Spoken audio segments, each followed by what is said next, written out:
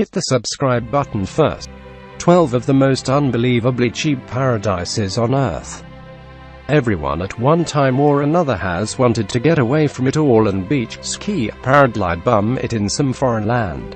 Small problem, that's very expensive. Or is it? That's our sweet rhetorical way of saying maybe not. Check this list of 12 shockingly affordable paradises you can live in for peanuts, though you'll probably be packed and out the door by number 7.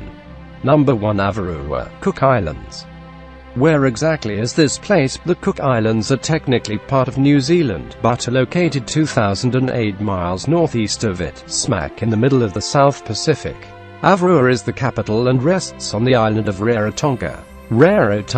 Raro-ton-ga. Doesn't that just sound nice? Why you should move here. It's got tropical beaches, like in Hawaii or Tahiti, but the average rent for an apartment is $130 a month, unlike Hawaii or Tahiti, or anywhere else in America that isn't an Airbnb igloo some dude is renting in New Brunswick. Other things you should know: the inhabitants are mostly Polynesian natives. Considering the Cook Islands' natural beauty, they remain stunningly uncommercialized and host relatively few tourists annually, around 100,000. To give some perspective, Hawaii attracts near 8 million.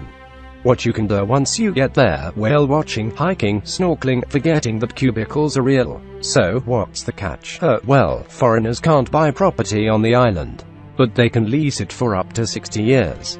If you want to buy, you'll have to become a full-fledged citizen or get special permission. Number 2. Český Krumlov, Czech Republic. Where exactly is this place? In the Bohemian region of the Czech Republic. Why you should move here: there's a huge castle, cobblestone streets, and an overall medieval feel, which culminates in a summer solstice celebration that loosely resembles a Renaissance fair called the Five-Petaled Rose Festival, which includes jousts and fireworks and probably oversized meat legs.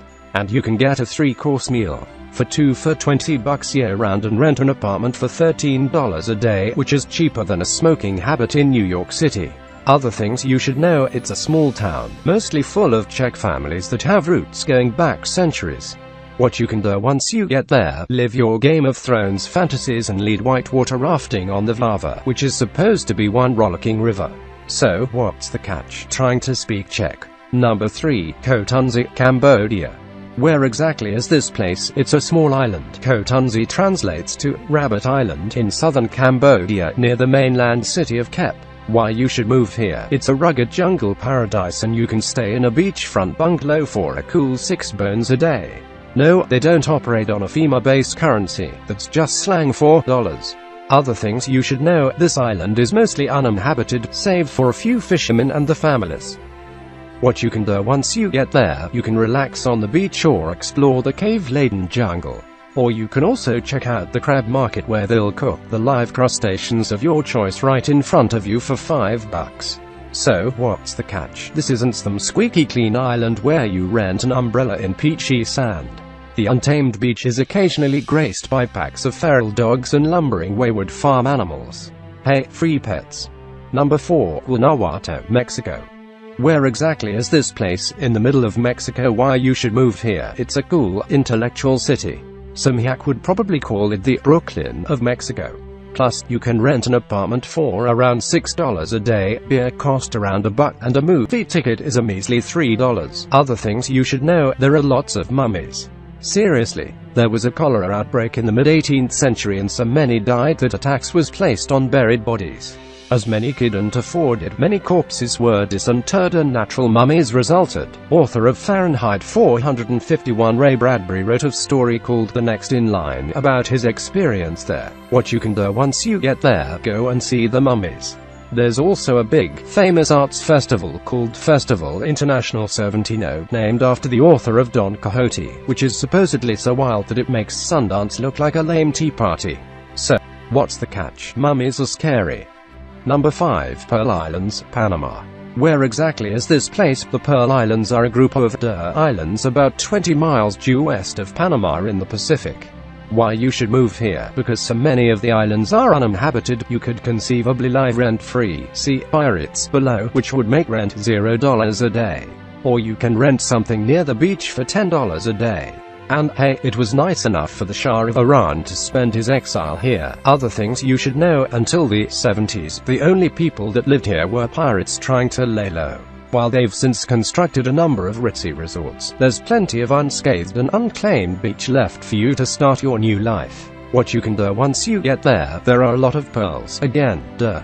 In fact, Elizabeth Taylor owned the Peregrina, a famous 30-plus carat monster pearl that was found here. So you can make your new life pearling, not the piercing, you monster. So, what's the catch? They've shot 3 seasons of Survivor here.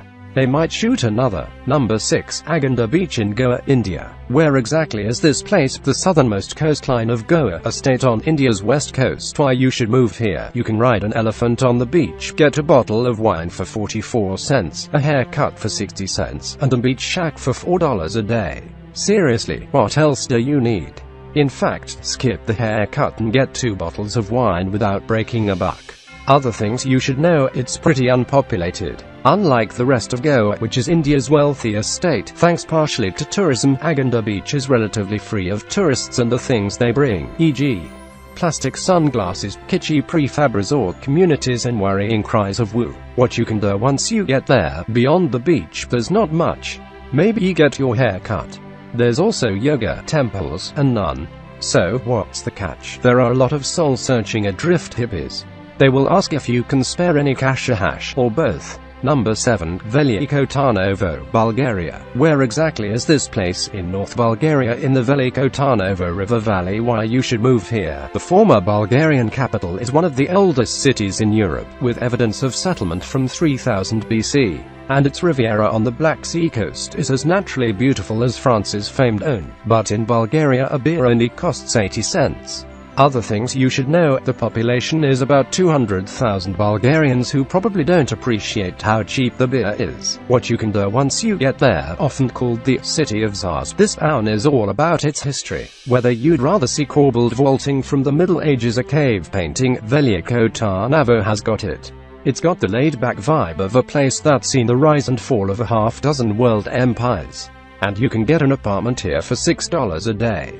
So, what's the catch? The city's many ruins and old churches don't have the same safety standards as the States.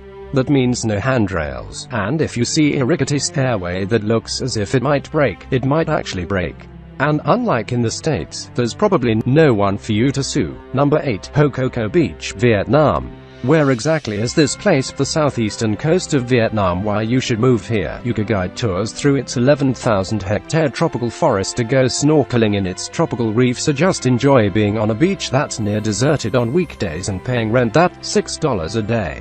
Other things you should know: it's a very small beach community with tight-knit locals. What you can do once you get there: check out the Bin Chau Hot Springs, where several lakes and a mineral-rich aquifer converge into a swim treat that stays near 80 degrees year-round. So, what's the catch? People in your tour group saying, "Good morning, Vietnam," or that they love the smell of napalm in the morning. No one will be upset if you lose them in the jungle. Number 9, Hainan Island, China. Where exactly is this place? Just south of China in the appropriately named South China Sea. Why you should move here? It's often called the Hawaii of the East. And, to encourage tourists to come here, China instated a duty-free policy on the island, and is currently in the process of developing the world's largest duty-free shopping center. However, a foreigner can only spend $770 at a time, twice a year sans tax. But when rent is $10 a day, who can complain? Compared it to Hawaii, which is $50 a day, and wonder why you ever went there. Other things you should know: while this tropical island was overlooked for a long time, its days of going unnoticed are behind it. Like the pretty girl in a teen movie, she has taken off her glasses and now everyone knows she's beautiful. What you can do once you get there: in the nearby town of Sanya, there is an annual dragon boat race, so you could do that. Race dragon boats. Why not? So, what's the catch? Morgan Stanley and the Agile Group have bought a beach here and have built 3 golf courses, which will attract slick-haired bank honchos. Number 10, KSori Beach, Albania. Where exactly is this place? The southern tip of Albania on the Adriatic Sea. Why you should move here? KSori is a small town and part of the Butrint National Park. It's got a quintessential Mediterranean climate, which is to say your new job could be making olive oil or growing tangerines. And unlike Greece or Italy or more recently, Croatia, the land is unspoiled and things are cheap. How cheap? Well, it's not Bulgaria. Beer here costs an average of 90 cents, but to rent a one-bedroom apartment would cost about $4 a day. Other things you should know: only about 2,000 very lucky Albanians live here. What you can do once you get there: eat seafood at a cafe. A meal is about $6 at a mid-range restaurant, and there's 30 varieties of tasty fish in the Adriatic. Drink cheap wine, about $6 a bottle. Hire a paddle boat and make out on an island with no other people. So, what's the catch? Whatever the catch of the day is. Number 11. Iquitos, Peru. Where exactly is this place? In northeast Peru on the Amazonian basin. Why you should move here? You can find rambling riverfront mansions adjacent to wooden stilt houses with straw-thatched roofs that straddle the water like a ladybird.